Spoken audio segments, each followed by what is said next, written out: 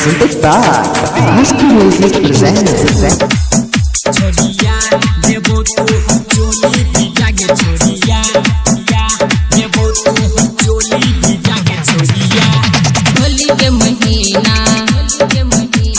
भीज गेले सीना होली के महीना भीज गेले सीना छूटेला पसीना एनन छोरा पिचकारी सटा ना ना ना ये छोड़िया देबो तू चोली भी जागे छोड़िया देबो तू चोली भी जागे छोड़िया होली के महीना भीज गेले सीना छूटेला पसीना एनन छोरा पिचकारी सटा ना ना ना ये छोड़िया देबो तू चोली भी जागे छोड़िया देबो तू चोली भी जागे छोड़िया DJ बादल राज देबो तू चोली भी जागे छोड़िया मर्जी रिकॉर्डिंग स्टूडियो दोना बाजार चोली भी जागे छोड़िया देबो तू चोली भी जागे छोड़िया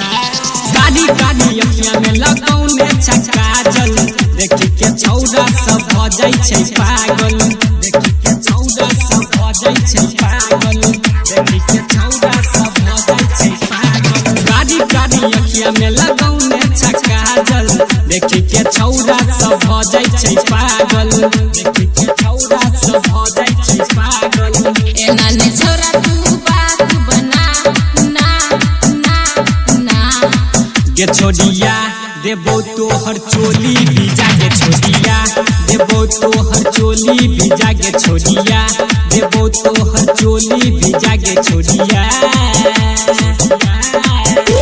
DJ बादल राज छोड़िया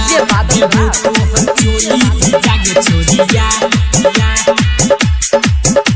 देबो तोहर चोली भी जागे छोड़िया देबो तोहर चोली भी जागे छोड़िया